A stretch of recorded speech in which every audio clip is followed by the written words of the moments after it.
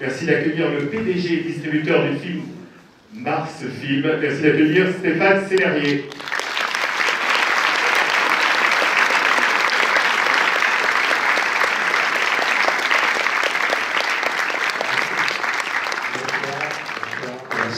Merci d'être venu, on a rempli 2 salles. Voilà, vous êtes les premiers spectateurs, donc on est très émus parce que vous êtes les premiers spectateurs français à voir Moonlight, puisque le film sort le 1er février et c'est les premières projections pour le public français ce soir. Voilà. Donc je vous remercie d'abord Antoine Carré pour son accueil et UGC.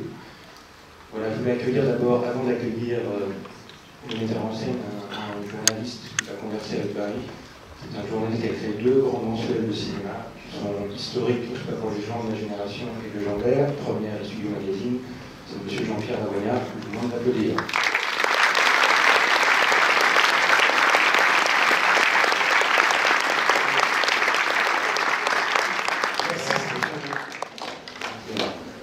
Voilà, alors Moonlight a vu une histoire absolument incroyable. Le film est sorti aux États-Unis la fin de l'année dernière. Il va vers les 20 millions de dollars de box-office. Ce genre de film est absolument hallucinant. Il a reçu à ce jour 97 prix, ce qui est quasiment un record, je crois. À titre de comparaison, La La Land est à 76 prix à ce jour. Donc on attend avec impatience lundi les nominations pour la liste des nominations pour les Oscars. Voilà. En tout cas, Paris est venu à Paris pour défendre son film, pour promouvoir son film, pour supporter, donc on remercie beaucoup. Donc il y a quelques jours, et je vous demande de faire une ovation à Paris qui est là.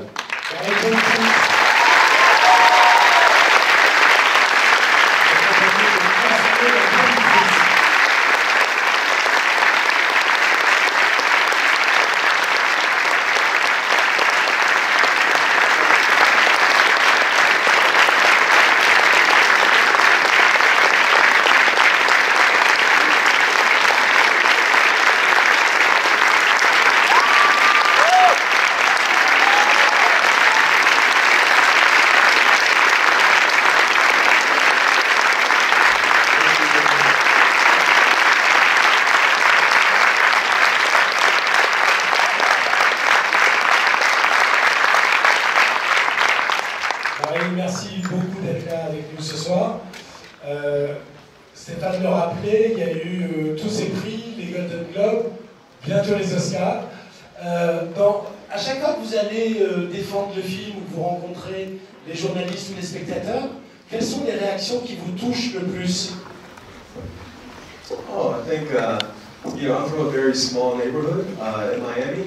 It's a very different place than Paris. And so I'm always amazed that people are willing to come to the cinema and go to my home, and experience these characters. It moves me like nothing else. Tout simplement le fait que moi je viens d'un tout petit quartier de Miami et donc un endroit qui n'a strictement rien à voir avec là où vous êtes assis vous aujourd'hui. Donc je n'en reviens toujours pas que des gens se donnent la peine de venir au cinéma et d'entrer en quelque sorte dans mon salon, de venir voir ma vie, et c'est quelque chose qui me plaît beaucoup. I will say it's very cold here, so in case of vacation to Miami, so you're welcome. Et du même coup, si vous découvrez un endroit pour vos prochaines vacances, c'est pas mal parce qu'il fait plus chaud à Miami qu'ici, je peux Le film est adapté d'une pièce de théâtre. L'auteur de la pièce de théâtre est gay. Vous ne l'êtes pas. Est-ce que c'était facile pour vous de mettre vos pieds dans ses chaussures, si j'ose dire? It was easy in the sense that, other than him being gay and me being straight, everything else about this character's life I share. We grew up in the same neighborhood. Both our moms were addicted to drugs, that you see depicted by Naomi Harris in the film. And I've always considered myself an ally for LGBTQ, for gay causes. But I didn't want to be a passive ally, I wanted to be an active ally. And I felt like when the story came to me, this was an opportunity to actually speak, to be active in my allyship. And so no, it wasn't difficult, because if I'm ever going to empathize with a character who has this difference from me, it's going to be, it has to be in this situation, because everything else about our lives are the same. Ça n'a pas été si difficile dans la mesure où, à part cette question d'orientation sexuelle, toutes les autres caractéristiques de sa vie sont les mêmes que les miennes. Nous avons grandi plus ou moins dans le même quartier, nous avons enduré la même situation. Sa mère, comme la mienne, comme celle que vous avez vue dans le film, avait ce lien-là à la drogue. Donc tout ça, ce sont des choses dans lesquelles je me suis reconnue tellement. Et y compris la question de l'homosexualité est une question par laquelle je me suis toujours sentie touchée et impliquée. Je ne voulais pas être simplement un allié passif, je préférais plutôt pouvoir m'exprimer et prendre position activement pour cette cause. Et donc quand j'ai reçu l'histoire de la possibilité de faire ce film-là, la cause était trouvée, donc ça m'a permis vraiment de m'approprier son histoire et de raconter la sienne et la mienne à la fois. Lorsque vous avez lu la pièce, qu'est-ce qui a été le déclic pour vous donner envie de l'adapter? C'est justement le portrait de sa mère qui pourrait être le portrait de la vôtre, ou est-ce que c'est le récit d'initiation de ce jeune homme qui a du mal à exprimer ses sentiments et ses émotions? It was both, but the first was the mother. That was my way in. And then once I was in, I just saw, again, so many things about the character that I could relate to. And I became a filmmaker after I left Miami, so I never thought about making a story that took place there. And when I read the piece, the voice of it was so strong that it felt like it was an opportunity that I couldn't pass up, you know, to go back home and take my personal voice and blend it with my filmmaking voice. Ça a été un peu tout. Disons que la mère a été la clé pour entrer dans ce récit. C'est d'abord sur ça que s'est porté mon attention, et c'est au fur et à mesure, une fois que je l'ai vraiment exploré, que je me suis rendu compte qu'il y avait beaucoup d'autres aspects dans lesquels je pouvais me reconnaître. Et il se trouve qu'en fait, pour moi, il y avait une sorte de séparation. J'étais devenue cinéaste à partir du moment où j'avais quitté Miami. Et pour moi, ce n'était pas dans mon univers de cinéma. Et recevoir tout d'un coup un texte qui était un texte tellement fort, une voix tellement forte sur Miami, c'était ces deux parties de moi qui pouvaient se réconcilier. C'est-à-dire, je me suis rendu compte qu'en retournant là-bas, qu'en faisant un film à Miami, contrairement à ce à quoi je me destinais, je pouvais à la fois m'approprier sa voix à lui, et donc ma voix d'habitant de ce quartier et ma voix de cinéaste se trouvent. Juste un petit flashback. Est-ce que vous vous souvenez le moment où vous avez réalisé que le cinéma allait être votre vie et que vous allez être réalisateur de films? Yeah, I was in film school because I didn't grow up wanting to be a filmmaker. I was already at university for 3 years, and then I realized there was a film school. But when I first started it, I'm a little older than you guys think I am. It's so far away. And back then, everything we shot on film. And so our first projects we did on reversal, print film. And we would shoot the film, and then we would watch it side by side. And my movies were terrible. They were very, very bad. And it was the first time I had to ask myself, because my classmates were all from like these middle class backgrounds. I was like, is it because I'm black and I'm poor and my mom's addicted to drugs, or do I just not know the tools? So I took a year off and I took a still photography class, making 35mm prints. I watched a ton of foreign cinema, too much Wong Kar-wai, too much Claire Denis. And then I started reading film criticism, and I came back into film school a year later, and I made a short film, and it worked. And it was the first time I thought it was a beautiful film. It's the first time I proved to myself that no, it's not because you're poor and you're black and your mom's addicted to drugs. It's because you don't have the tools. And everybody starts with the same empty frame in cinema. And if I think it, you know, I can fill the frame with my voice just as beautifully as anybody else.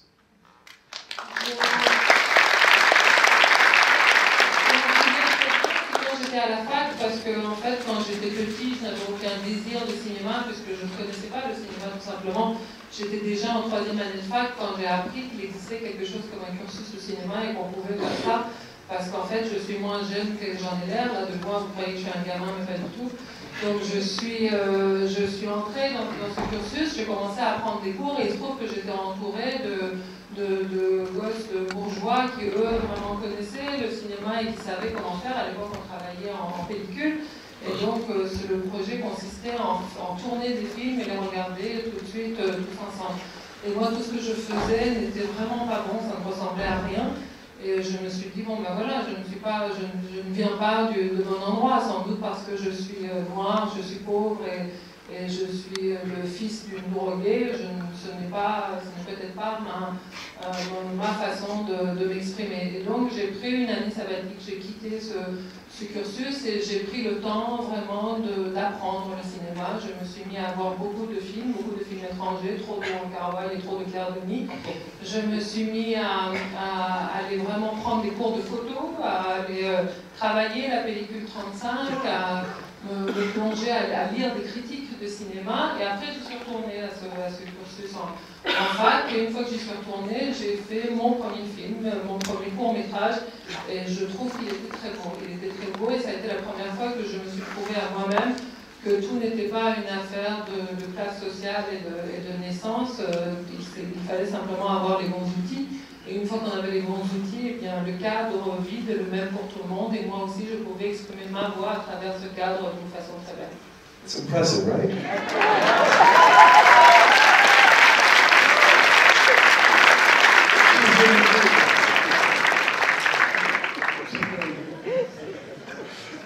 Vous ouvrez le film avec la chanson Every Nigga is a Star.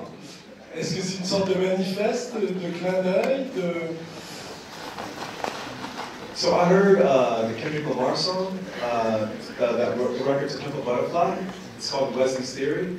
I never heard that song before, and so I looked it up. It was from this blaxploitation film from the 70s. And I will say, this is going to be so complicated, but in order to use that song, they will not allow you to write N-I-G-G, like asterisk, asterisk. You have to write N-I-G-G-E-R. They won't let you use the song unless you actually say every nigga is a star. That's what the record label says. And as you say, I wanted to plant a flag to let people know when this movie starts, it is a black-ass film. It's life in a black-ass world, and it's proudly black. And when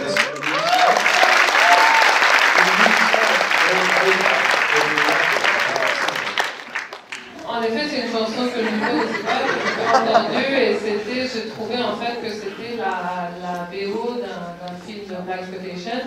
Donc je me suis plongée dedans et j'ai voulu l'utiliser. Au moment de l'utiliser, en fait, ils m'ont dit, le label m'a dit que je n'avais pas le droit de l'utiliser dans la forme édulcorée. Nigger ne pouvait pas s'écrire avec des astérisques, il fallait que ce soit vraiment écrit, que ça soit assumé. Moi, j'ai tout à fait d'accord d'assumer, puisque, comme je le dis, c'était vraiment en tant que tel que je voulais utiliser cette chanson en début du film. C'était pour planter mon drapeau et assumer le fait que c'était un film de noirs dans un quartier noir. Vous allez voir que les noirs, attendez-vous à voir du noir. Comment justement vous expliquez que le récit initiatique de ce petit noir gay, pauvre, vivant dans un quartier très défavorisé de Miami devienne tout d'un coup un film universel? Oh, I think because we weren't trying to make it universal, we were just trying to make it very specific, you know? It's about one boy in one neighborhood with one mom. And I think people respect that. We're not trying to, you know, I love the film opens and this guy is talking when this drug deal is happening. And even if you speak English, you have no idea what the fuck he's saying. Because it's so Miami, the way he speaks. And in this film, we're not trying to tune our ears to the audience. We're going to make the audience tune its ears to us. And I think people respect that. They take that specificity and they see the specificity in their lives and the specificity in our characters' lives. And that makes it universal. Je pense que ça vient vraiment de notre intention de départ. Nous n'avons pas essayé de répondre à une attente qu'on aurait voulu déceler auprès du public. Nous ne sommes pas adaptés à notre public. La séquence d'ouverture, quand vous entendez ces dealers parler, rassurez-vous, si vous ne comprenez rien, c'est pas parce que vous êtes français, même si vous étiez anglophone, il n'y a rien à comprendre parce que c'est vraiment la langue que parlent ces gars-là dans ce quartier de Miami. Donc pour nous c'était important de ne pas avoir de vérité universelle, de n'aller pas parler la langue du public, mais de permettre au public de venir parler notre langue parce qu'on raconte l'histoire très particulière d'un garçon donné avec une mère donnée dans une école donnée. Et c'est quand justement vous êtes dans le cœur de cette vérité-là que ça devient universel parce que vous touchez quelque chose d'intime et le spectateur respecte cette vérité-là. Vous êtes retourné dans votre quartier, tourné une partie du film. Quel a été votre sentiment quand vous êtes retrouvé à Miami dans ce quartier-là? Oh, it was intense. I've never made a film in the place that I'm from, but it was very beautiful too because in the neighborhood that we filmed in, the dealers shoot out the lights so they can deal drugs in the evenings, and so the kids don't come out and play. But as we were making the film, the parents were like, "Oh, we love it that you're here because now the kids can come out and play." And I noticed that as we were making the film, I'm not at the video village very much. I'm always with the actors on set. So I would look back, and there would be kids sitting in my director's chair, watching me direct all these white crew make this film. And I could see in their eyes that they had never seen someone like me direct a film or direct anything. And I didn't get into this until I was 22. But I thought maybe if I had seen someone like myself when I was these kids' age, I would have gotten into it sooner. And so it was a very beautiful experience being back in the community making the film. J'avais jamais fait de film chez moi, comme je vous le disais, et donc c'était à la fois très fort, très intense et très beau. Il se trouve que dans ce quartier-là, en fait, il n'y a pas de lumière publique, puisque les dealers ont fait sauter tout pour pouvoir faire tranquillement leur travail de soir. Et nous, quand on est arrivé avec l'équipe de tournage et nos lumières, en fait, les parents du quartier étaient ravis parce que leurs enfants pouvaient de nouveau s'approprier la rue et sortir le soir jouer dans les rues, ce qu'ils ne faisaient plus depuis longtemps. Et puis, ces gamins, ils ne se sont pas contentés de venir dans la rue, puisque même sur le plateau, en fait, moi, je suis un metteur en scène qui ne va pas derrière le moniteur et qui n'est pas dans ce côté-là du plateau. Je suis beaucoup plus sur le terrain avec les acteurs. Et de temps en temps, quand je me retournais, je voyais que le fauteuil que j'avais laissé vide était occupé par tous ces gamins qui étaient ravis de voir un peu un plateau et puis surtout de voir un noir qui était en train de diriger une équipe de blancs et puis un noir qui était en train de diriger tout court. C'est quelque chose qu'ils n'avaient pas tellement vu et je me disais que peut-être pour eux de voir quelqu'un qui leur ressemble faire ce travail-là, c'est de diriger un film et s'exprimer à travers le cinéma, ça peut susciter des vocations chez eux que moi je n'ai pas eu le bonheur de connaître avant l'âge de 22 ans à l'université.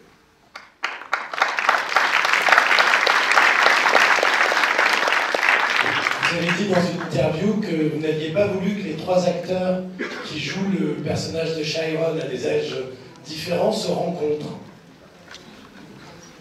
Yeah, we couldn't afford to do rehearsals, so that was part of it. But also, too, I think one of the themes of the movie is how society, how all of us, are shaping these young men. And so as time passes, and when we meet the character again, he's become a different person. So I wanted to cast different people to physically embody that the world is changing so radically. So in the third story, when you see the dude with all these muscles and the grills, you know, I wanted you to have to look at him and see the little boy that came before, even though you're looking at a different body, because he's changed his body to protect himself from the judgment of society. Oui, en fait, tout d'abord, on n'avait pas assez de sous pour répéter, donc ça c'était réglé, il ne pouvait pas se voir pour répéter. Et puis même au-delà de cette phase-là, en fait, je pensais que un des aspects les plus intéressants de cette histoire, pour moi, c'était de montrer à quel point la société, c'est-à-dire nous tous, façonnons les êtres et à quel point ce que devient un individu est dicté par le regard des autres et par l'influence des autres sur lui. Et donc cette différence-là, cette métamorphose-là, je voulais qu'elle se fasse à travers trois personnes différentes et que ces personnes-là ne soient pas forcément reliées ou ressemblantes et que ce soit vraiment trois personnes qui n'aient pas de lien entre eux. Donc je ne voulais pas qu'eux s'attachent à cette continuité-là. Et donc quand vous voyez ce corps de Black à la fin, cet homme musclé avec ses dents, je voulais que chez lui vous perceviez le petit garçon que vous avez découvert au début du film, que ce ne soit pas à travers une ressemblance physique, mais que vous le voyez dans ce corps-là. Premièrement, super direction d'acteur, c'est un très très beau film. Ma question, c'est justement par rapport aux acteurs. Quelle est la première difficulté qu'on rencontre quand on auditionne enfin qu'on dirige plutôt 3 acteurs pour le même rôle?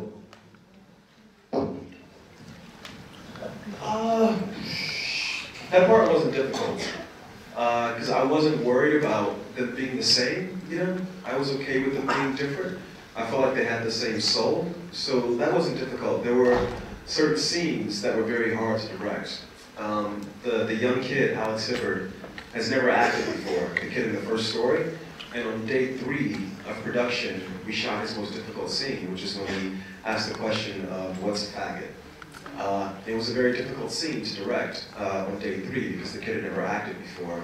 But I tried to treat them all the same way. And I just, you know, I'm not a very religious person, but I was like, go with God. That they would work out, where they would feel the same.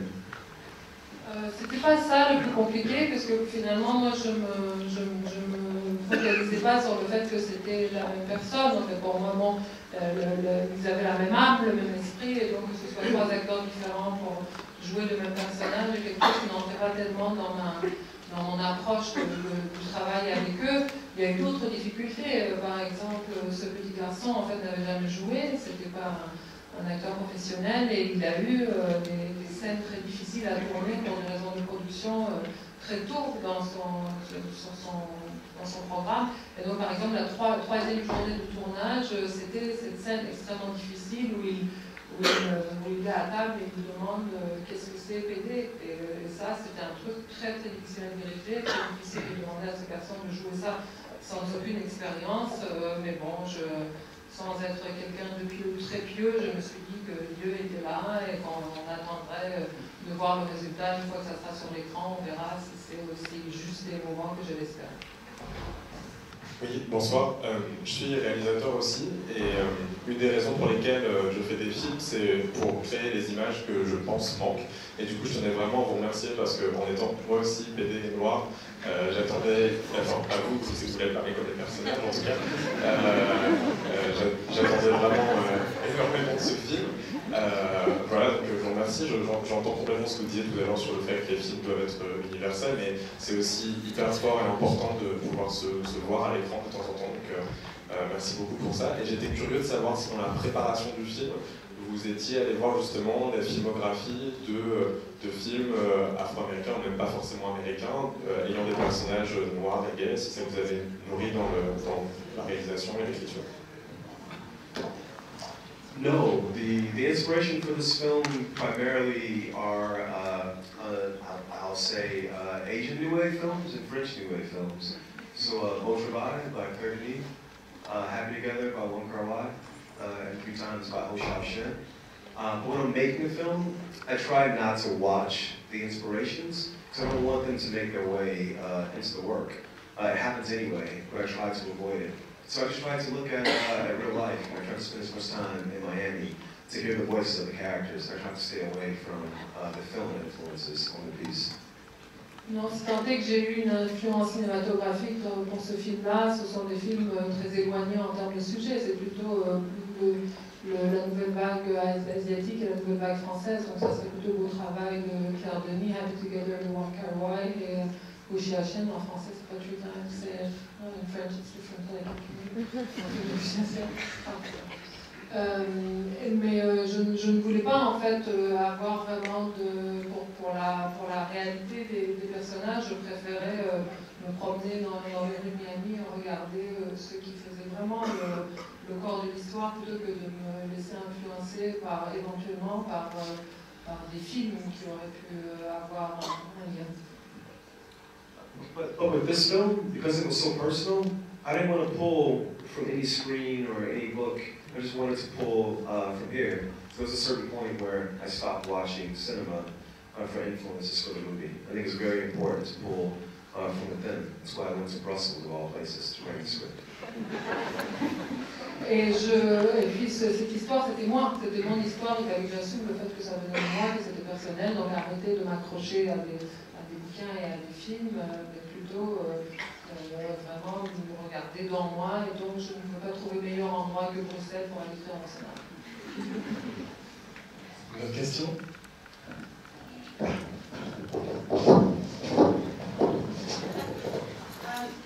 Hello.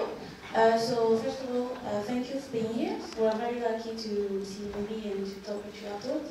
So my question was on the visuals. The movie has very strong visuals, especially the vision of Miami. I've never seen a movie that shots the city like, well, this is the city, we're going to show you the city in a very different way. It's very dreamlike, feels like another universe. So it's very rare to see that in an indie movie. So I was wondering, how did you and your DP work on that visual, especially on the separation, the chapters between the first one when he's a child to his when he's a teenager to his adulthood. It's very different. It's a very different style. It's like a movie within a movie. So my question was basically, how did it come about, and what was it born, this image? Sur la question de la qualité de l'image et la dimension visuelle, la façon notamment dont la ville de Miami nous est présentée et la différence entre la qualité visuelle entre les trois chapitres de la vie de ce personnage, est-ce que c'est quelque chose que vous avez développé de façon particulière avec votre chef? The first part, the movie, it's digital, although people sometimes think it's 35mm. We shot on the Arri Alexa. And with the Alexa, you have this thing called LUTs. It's like a film stock. So each chapter has a different film stock. So that's why they look different, chapter to chapter. And I think the larger answer is, sometimes you make a movie, and the visual aesthetic is dictated by the story. You know, if it's an action film, it looks a certain way. If it's a drama, it looks a certain way. If it's a romance, it looks a certain way. A comedy. We try to have this movie come from the consciousness of the character. Because in cinema, you know, oftentimes you're kind of like, if I tell you I'm making a story, about a poor black boy growing up in the ghetto, whose mom was addicted to drugs, who might be gay, you think a very sad documentary verite film. But if you're talking about the consciousness of a human being, that can go any different kinds of ways. And we try to make the visuals come from the consciousness of the character. And so it freed us to make, I think, a more beautiful depiction of the social realist story. Oui, en fait, tout d'abord, on n'a pas tourné en 35 mm. Beaucoup de gens croient que c'est du 35 mm, mais non, c'est du numérique. Mais c'est Alexa, qui est avec une caméra Alexa. En fait, on a, sans avoir de la pellicule, on a quand même des bobines, en fait, qui donnent des matières différentes. Et comme on a filmé les trois avec une matière différente, donc ça se voit aussi à l'œil, la différence entre les trois. Mais je pense aussi que la qualité de l'image, en tout cas telle qu'on l'aperçoit, est très liée à ce qui est filmé, au genre et au thème. Je pense que si vous voyez un drame, vous n'attendez pas à voir la même chose que si vous voyez une comédie, etc. Vous associez l'image à une certaine thématique. Et donc, si on vous dit, voilà, c'est l'histoire d'un petit garçon pauvre à Miami, dans un quartier défavorisé, vous vous dites, ça va être un genre de documentaire en noir et blanc avec une image crade, etc. Et non, pourtant, nous, notre sujet, c'était pas cette dimension extérieure et sociale. Notre sujet, c'était plutôt la conscience, l'esprit du personnage. À partir du moment où on a décidé que ce qui nous intéressait, c'était sa vie intérieure, nous nous sommes débarrassés de cette obligation de donner à voir quelque chose de la dimension très terne de sa vie, et on pouvait avoir toutes les couleurs et toute la lumière qui sont dans l'esprit de cet homme. One more thing, Miami is a beautiful place, beautiful, gorgeous, beautiful. To have taken that beauty and subdue it, because of it's a social realist story, to me would have been immoral. Because even though I had a tough childhood, it was surrounded by beauty. So you wanted to make a movie in that place that was also surrounded by beauty. Et pour finir, il y a aussi le fait que l'histoire se passe à Miami, et Miami est une ville magnifique, une ville absolument sublime, et donc essayer de dégrader cette beauté-là ou la contenir parce que j'aurais eu une intention sociale réaliste dans mon approche aurait été malhonnête de ma part. Certes, mon enfance a été difficile, ce que je dépeins ici, il y a dedans de la difficulté, de l'âpreté, et pourtant cette âpreté était entourée de beauté, donc je n'ai pas de raison de ne pas montrer cette beauté.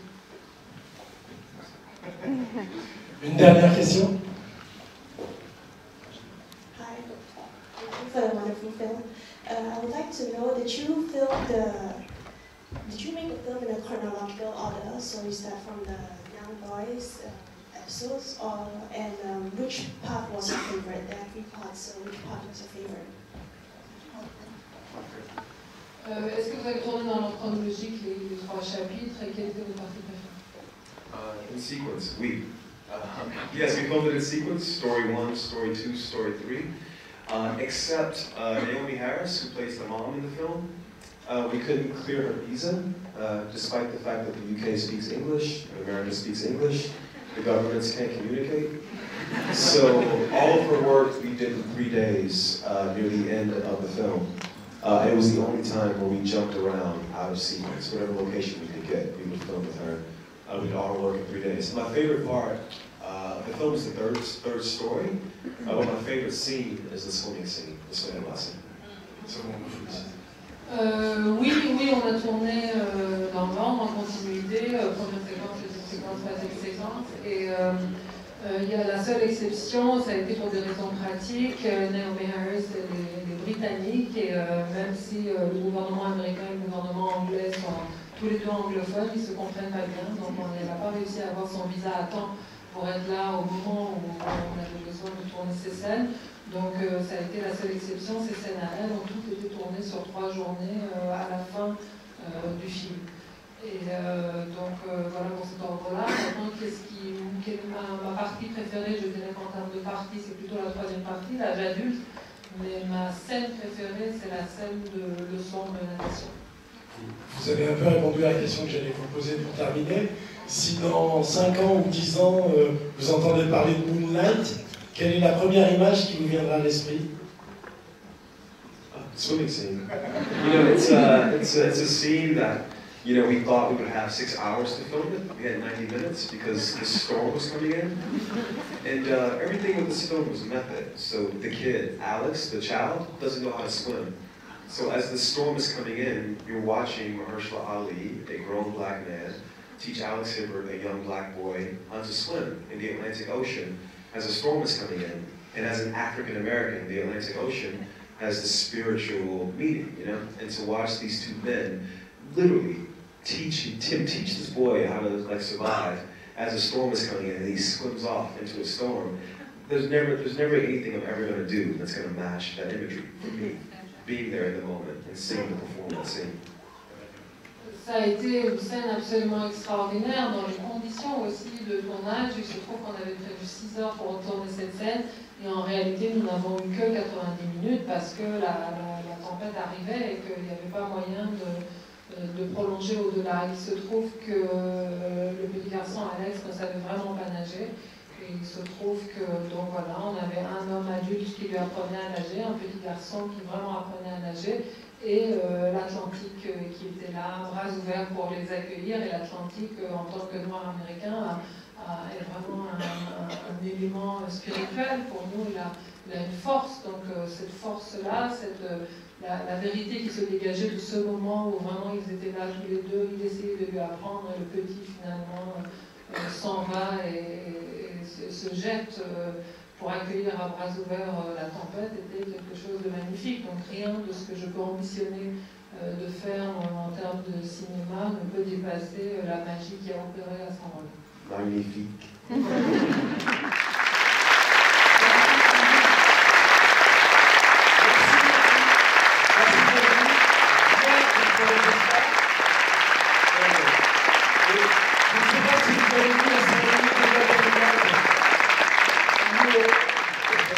Please, if you like the film, tell a friend, tell a friend, tell a friend.